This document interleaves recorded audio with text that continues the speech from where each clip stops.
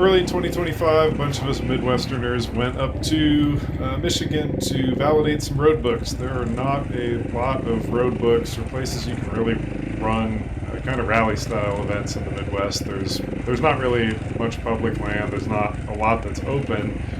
And up in Michigan's kind of as close as you can get without driving across the country, going to Nevada or going up to some of the northern states out west, or going to Mexico. So this was kind of an opportunity. One of the guys put together some road books, and we figured we'd see what it was like trying to validate them and what we could piece together up there. So it was also, one of the guys was the first time doing rally stuff at all. So it was a good learning experience on reading a road book and how to take all the information in, read it, and all that. So it was a great time all around. So I've never actually ridden up here before. I'm on my 690, Kit690 that's got some engine work and other stuff done to it. So kind of some of the tighter trails I've had it on in some areas, set up pretty stiff for doing desert stuff. And it actually worked really well in the woods.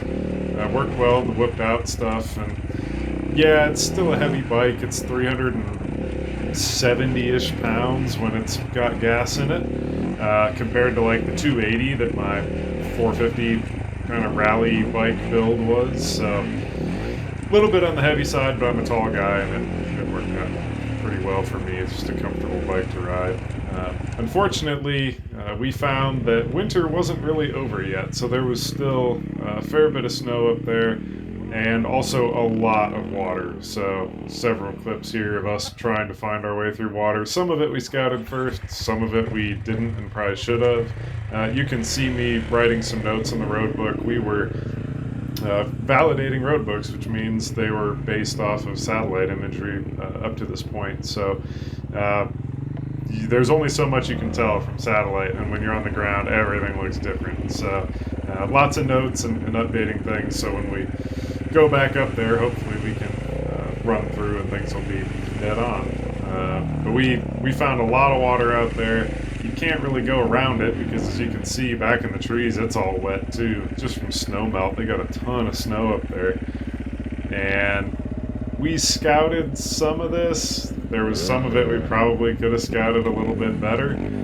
We did end up with one bike that got water in it, so we ended up pushing through a lot of the water and making it out to the other side, getting the truck in, and doing some oil changes, getting the water out of the engine. So all's well that ends well, no lasting damage there, and proceeded to ride again that afternoon, and then the rest of the trip went well too. So yeah, not great getting water in the engine, but if it shuts down quick and it's not under power and you get the oil changed, it's not that big a deal.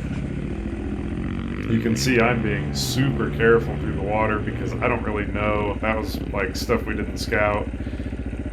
And you hate to go into stuff going too fast, hit something, and fall over or whatever.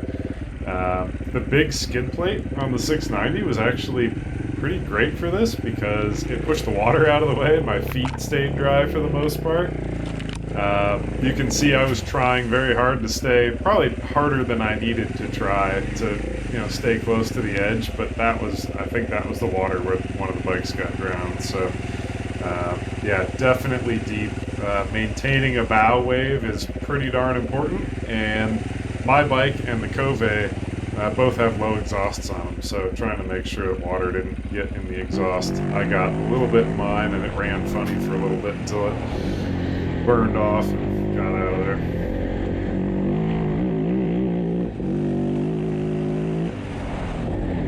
And there were some good, faster, sandy roads out there, letting the big 690 breathe a little bit.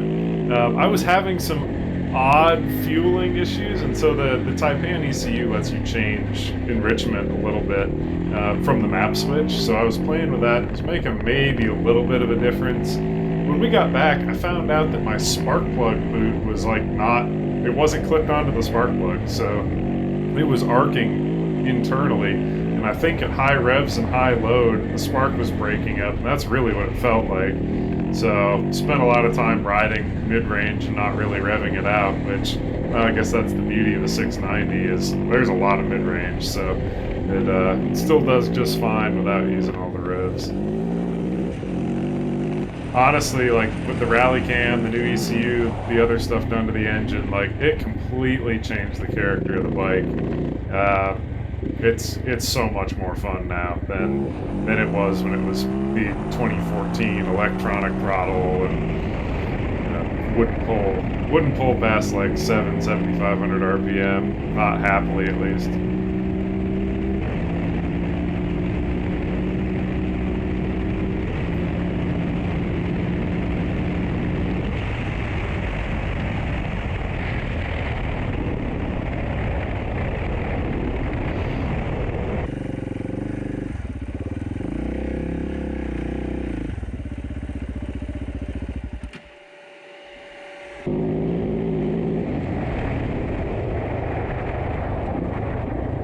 Ooh!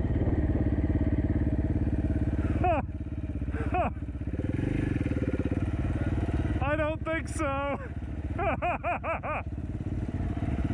You can see even major roads were underwater there, and this was getting pretty close to Lake Superior here. There was definitely some snow on the trails, and I made the mistake of trying to turn in it. Turning in snow.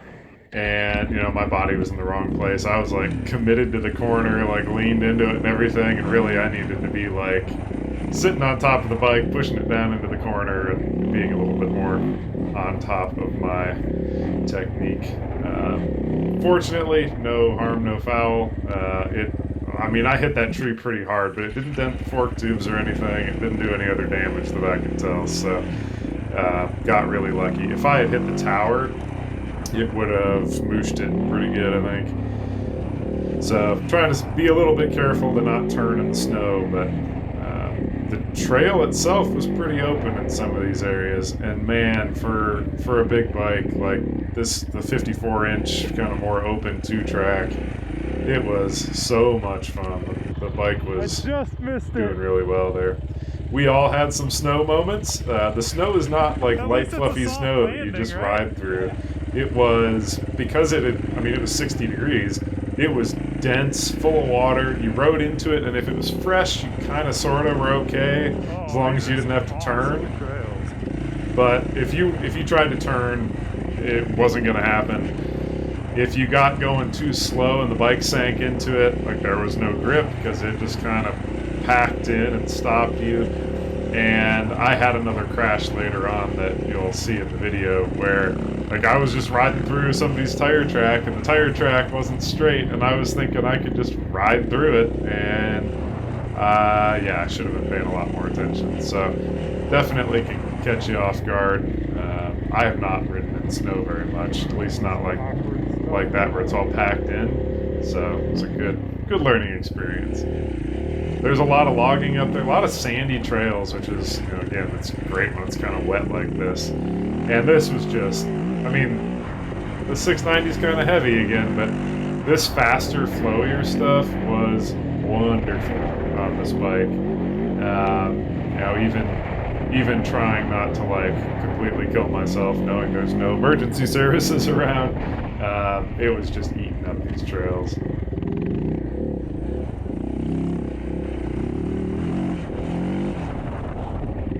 There were a lot of stumps. You had to be kind of careful not to catch the pegs or your toes on them. It's something I always worry about a little bit, having broken pegs off of bikes before.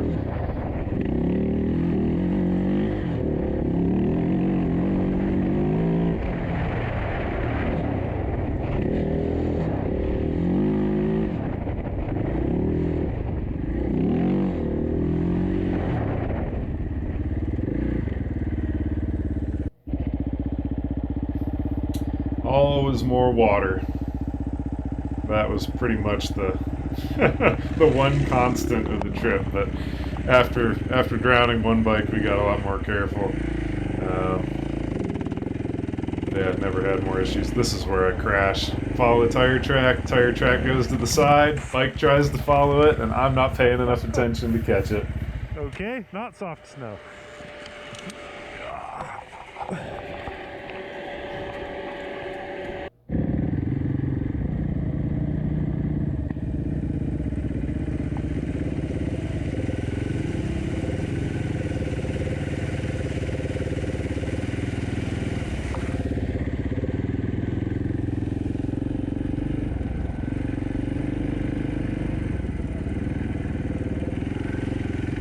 I was laughing my ass off here because everybody was pretty committed to going through this water. We rode through it before, so we knew it wasn't super deep and we knew where to aim for. Way to commit for the camera. But yeah, everybody was pretty motivated to splash me with water, apparently.